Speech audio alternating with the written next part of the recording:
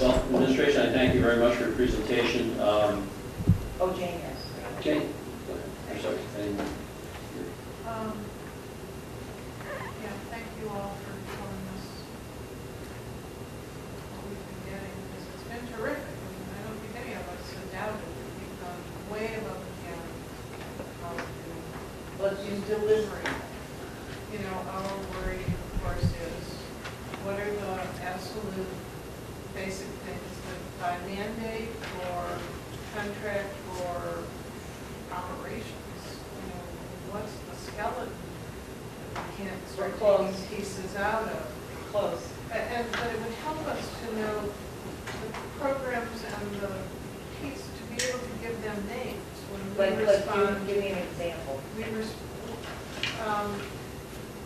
When we did budgets and we went through for example, the police budget, and there's X number of new vests that have to be bought, or X number of new boots or uniforms. The things that absolutely we can't cut without either endangering our guys or lowering our services. Well, that's why the director made those cuts. What I'm saying is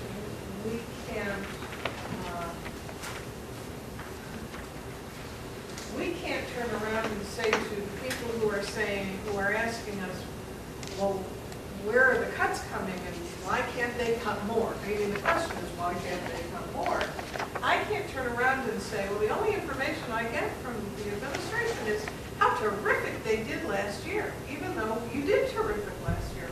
That's not the information that our residents are looking for. They want to be reassured that you're not keeping in the budget things that aren't really necessarily protecting them or serving them, you know, in Ed's case, or taking care of the neighbor's house that they call and complain about in Paul's case. I don't know whether you understand what I'm asking for or not, but Well, I mean, I think that's the issue. The other thing is, I have a question.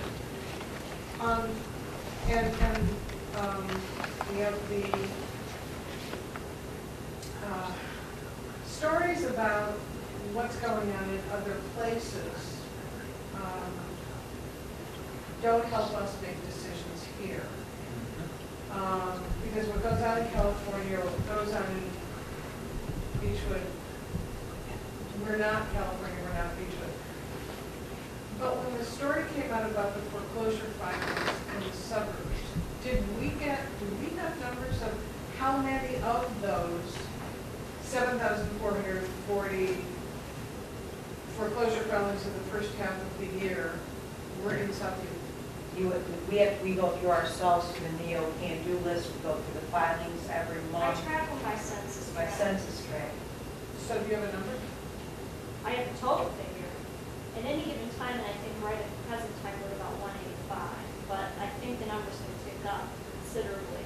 So We also far have a this lot of year- unexplained vacancy that isn't substantiated by foreclosure, which I can't quite figure out. So we have about 600 vacant, with about 185 currently active foreclosed houses, and then a bunch of unexplained vacancy. Bank walkaway, Bankruptcy. we're going through each one of them, trying to figure out estates, some strategic abandonment of property. But I would say any month, you got 180. 180 additional. foreclosures in Active a and month. active in a month. This is the kind of information. It's made to sound like we're getting 180 additional foreclosures every quarter or every month or every half, when in fact, that's not what the information is. The information is, we have 180 active foreclosures at this point in time, right? That's because Yes. everyone's been bought back by the bank, they're vacant.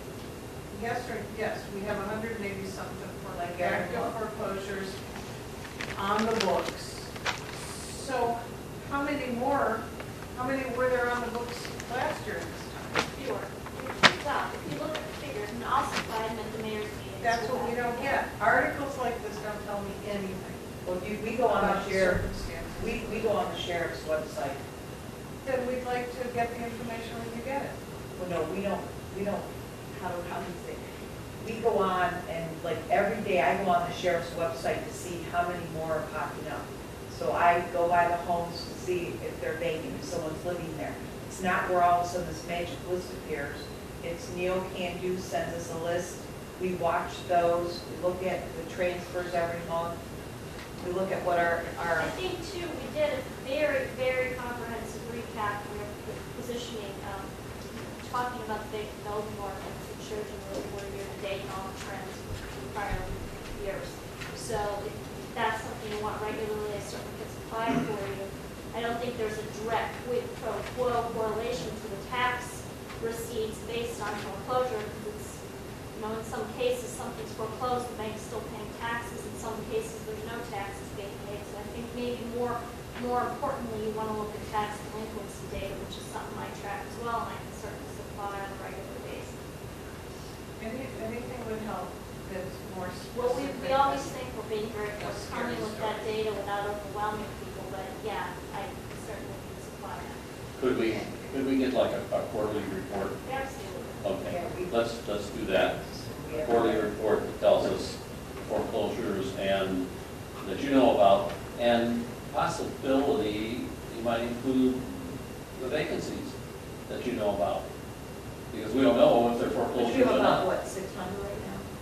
Right, 600 vacants and 180 active foreclosures. At any given day, I mean, it changes. That's fine. Right. That's more information than we had 20 minutes ago, and that is in here. And Okay. that's valuable, thank you. We can do it now, yeah. Plus, again, administration, thank you very much for your input. When you do come up with, the budgetary responsibilities for next year, you would let us know, please, Absolutely. and we'll move forward from there. Absolutely. I make a motion to adjourn. We move to the second, all in favor? Thank you.